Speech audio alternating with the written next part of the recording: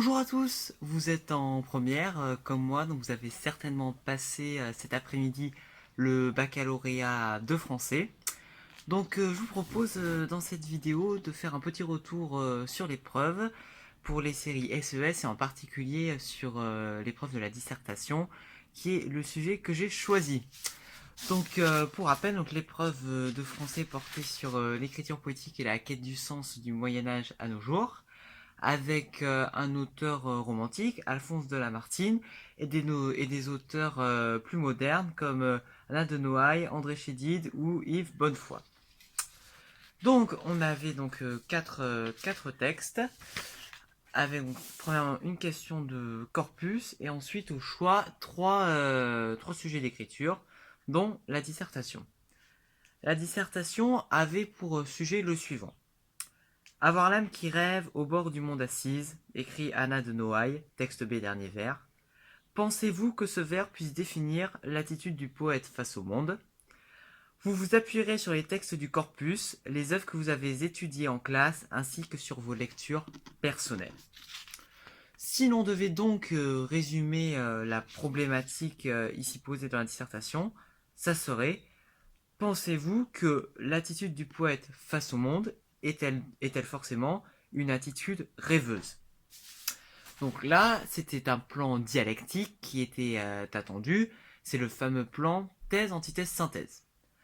Alors je vous propose de vous faire part, en tout cas moi, ce que j'ai fait, le plan que j'ai mis. Alors évidemment, il y a plein de plans qui sont possibles. Donc dans ma thèse, en grand 1, j'ai évoqué qu'effectivement, le poète face au monde rêve. J'ai parlé en premier du rôle de la nature. Donc la nature qui pouvait faire rêver le poète. Là, on pouvait tout simplement s'inspirer des textes du corpus, qui s'appropriaient ici tout à fait. Et enfin, on pouvait aussi évoquer le poème de Lamartine, l'automne par exemple. Ensuite, après avoir parlé du rôle de la nature, on pouvait aussi évoquer les objets artistiques.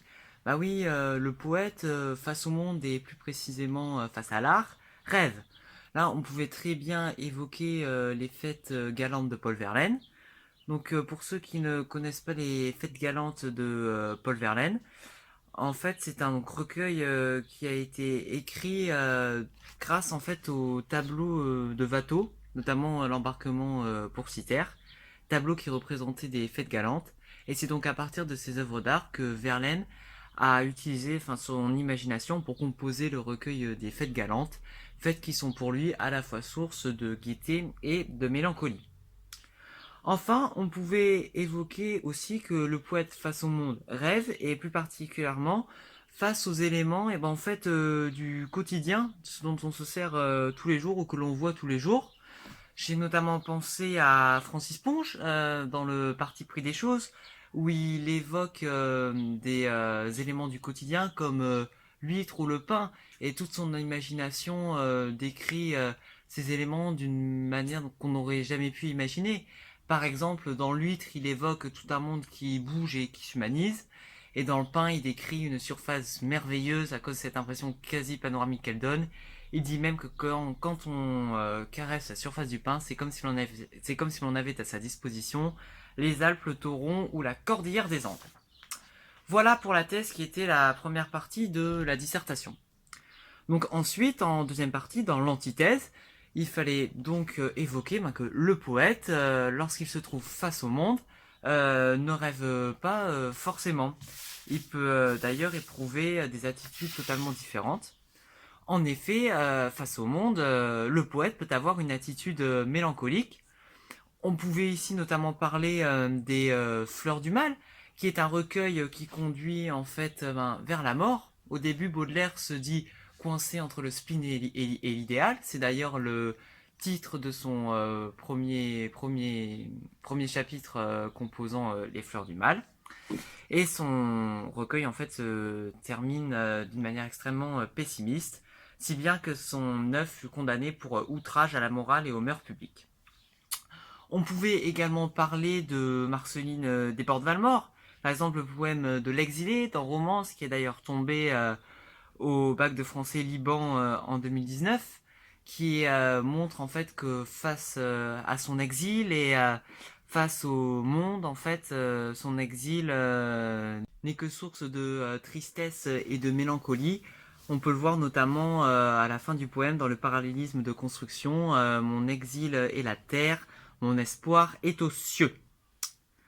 Donc le poète, face au monde, comme on vient de le voir, ne rêve pas forcément. Il peut aussi avoir une attitude beaucoup plus sévère envers le monde et même dénoncer un monde avec plein de travers, un monde qui n'est pas si joyeux. Cette dénonciation peut d'abord se faire sur le mode léger, on va dire, notamment dans les fables de Jean de La Fontaine, où ce poète fait une satire de la cour du roi Soleil et des injustices qui y règnent. Je pense notamment à la fable les animaux malades de la peste, avec cette célèbre morale que vous soyez puissant ou misérable, les jugements de cour vous rendront blanc ou noir. Donc les dénonciations qui sont faites par le poète sont parfois réalisées de manière beaucoup plus virulente.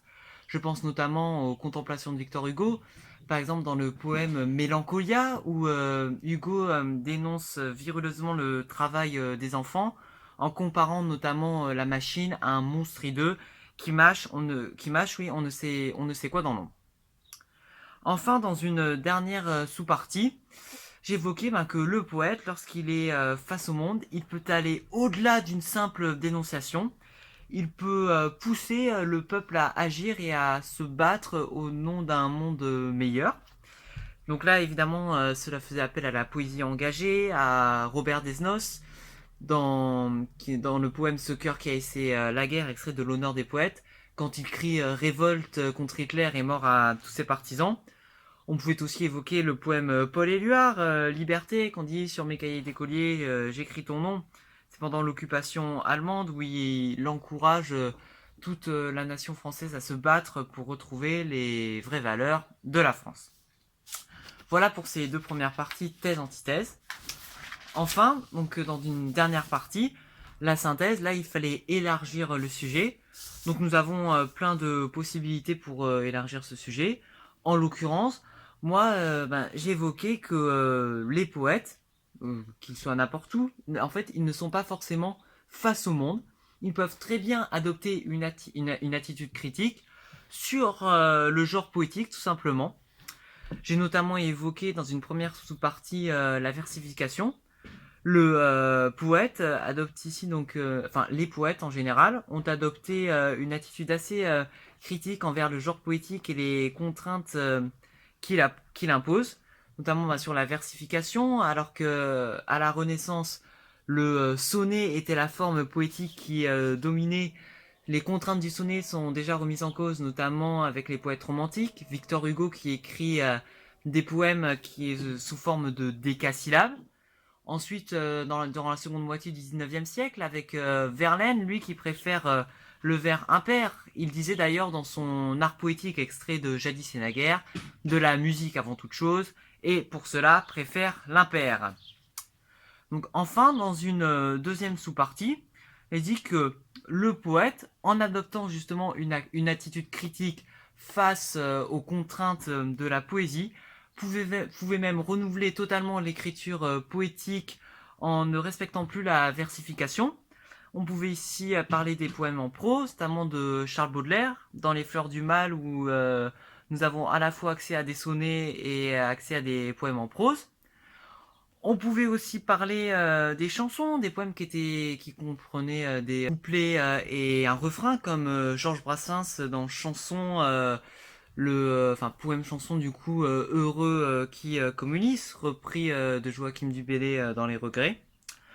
Enfin, on pouvait parler aussi de Guillaume Apollinaire qui a renouvelé lui l'écriture poétique, notamment dans ses calligrammes, où il mêle justement son écriture poétique avec des dessins. Par exemple, dans La colombe poignardée et le jet d'eau, qui est un de ses célèbres calligrammes, il évoque une colombe poignardée par la guerre et des jardins ensanglantés. Donc voilà pour la dissertation, ce que j'en ai pensé et ce que j'ai mis. J'espère que vous avez trouvé ce sujet intéressant et que vous avez pu y prendre du plaisir malgré tout, même si vous avez pris le commentaire ou l'invention. Et je vous dis à très bientôt pour une nouvelle vidéo.